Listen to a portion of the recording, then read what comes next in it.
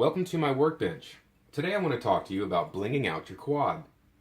Now, adding a little bit of bling to your quad is something I like to do to personalize what is otherwise a piece of carbon fiber and electronics.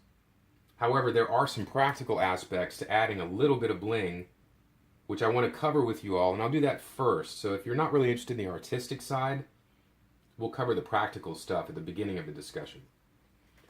So let's get started here with one of the most obvious things is your props. What color propellers are you going to run? Now, running propellers that match your quad is definitely something you can choose. I do recommend if you're doing line of sight flying, make sure that you have different color props so that you can put front to back orientation simply based off your propeller colors.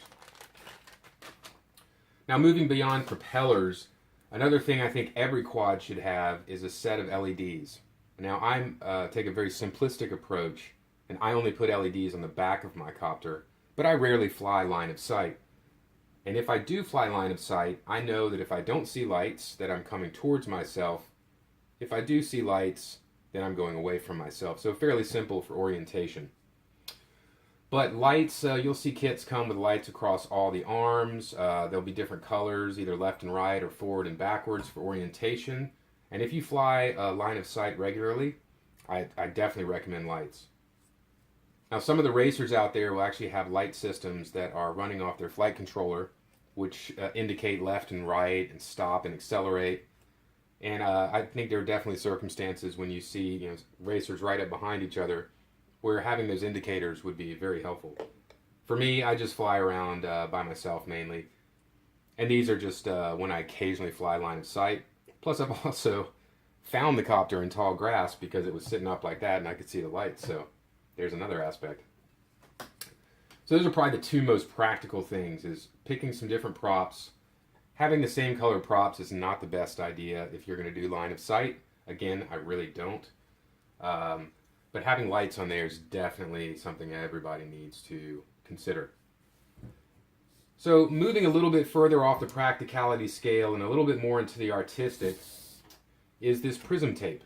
Now, the reason it still carries some practicality is because across the bottom of this quad, and I've flown this a couple times in both bright light and a cloudy day, this shows up really well.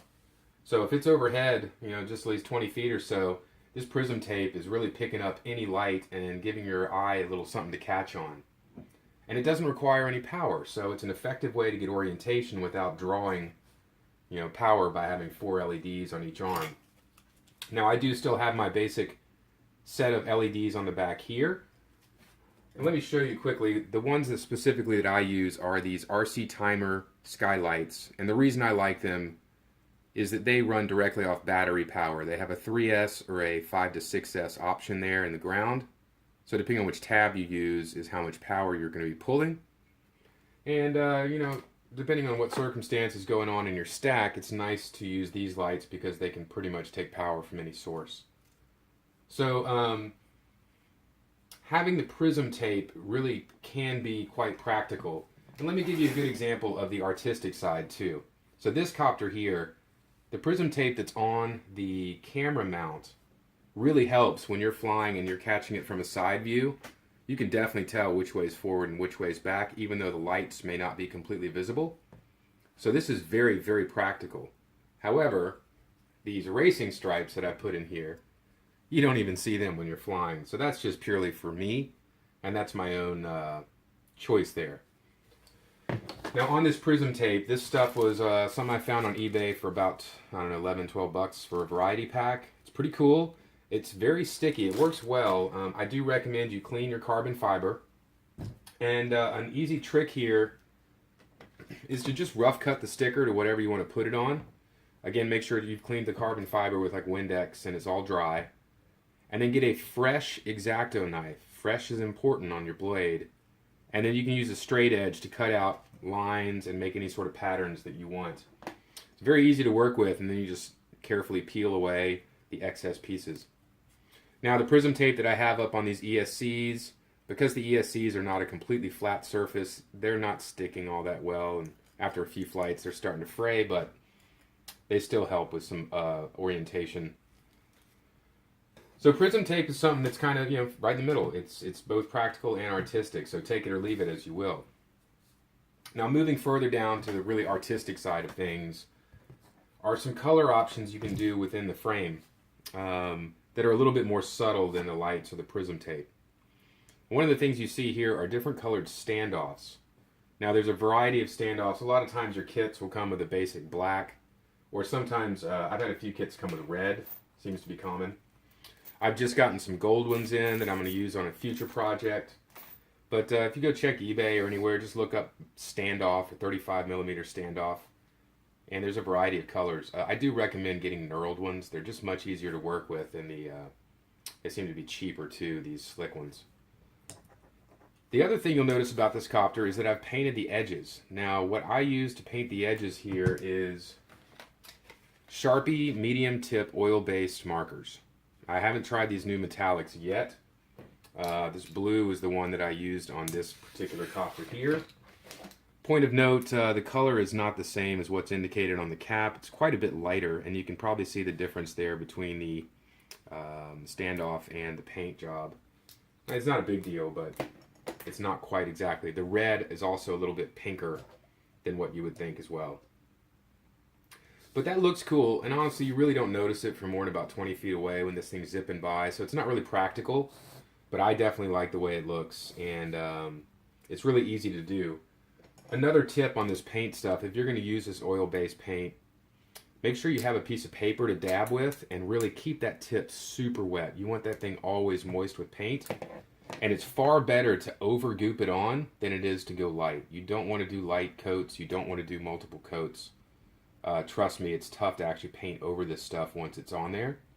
So get it really goopy, and all the runoff you can just scrape off with your fingernail or come back over it with a, where to go? X-Acto knife, and you can scrape that all clean. So that's a little tip for painting the outside of the copter on the edges there. And the last thing I'll cover is my controller, which you might have seen in one of my previous videos. The most obvious thing here, I have these gimbal protectors. These are 3D printed. I got off eBay. They're Rotor Riot. I don't know if they're officially licensed or not, but they definitely help when carrying this around. Now, I like to have my gimbals a bit longer than most, so they kind of stick out, but they're still pretty protected. And then the blue flame you'll see here is actually a half-assed result of me trying to apply a blue flame Tyrannus sticker job. Honestly, that thing was a nightmare to work with, and I put tons of stickers on drift cars and planes and RC stuff, I mean. But I consider myself pretty good with stickers, and these things were just terrible to work with. So I got on what I could. I made sure it at least kind of looked good to me, and I left it at that. There are some, depending on your controller, there are some other sticker jobs out there. I've seen people do some really cool stuff with their controllers. For now, I'm happy with where it is. I don't know if you noticed, the gimbals are blue as well. So blue theme on this guy. So that's about it for my bling discussion here. Again, there's practical aspects to this, but I will admit, for me personally, 75% of it is just adding a little bit of me. I want to differentiate each copter. This guy, I actually have a non-IR block on here because this one is designed more for evening flights, hence its darkness. I may even try one of those owls on this guy, and even thinking about like an infrared light to project. It'd be really cool to go completely dark. This is jokingly what I call Patriot camouflage. I was just thinking about this the other day and made myself laugh. Inadvertently, it's turned into a very American-looking quadcopter. It was originally supposed to be all blue, and then once I got the red motors on there, which were just a direct transfer over, I realized I had to emphasize a little bit of the red, and hence the red and blue on the color scheme. But I figured it's Patriot camouflage because people might be less inclined to shoot down a drone if it looks like it's an American drone. Maybe? Maybe? I don't know. Go out there, make your quads look however you want them to look. I do recommend you at least have the ability to not crash them before you start blinging them out too much, because then a lot of your hard work and effort will be for naught if you break the frame after spending hours applying paint and tape. But some of this stuff, the lights, definitely make sure your quad has lights. check out the prism tape. It helps line of sight. And then if you do want to do some of the painting with this stuff, some of the techniques I've recommended should help you out. We'll see you up in the air.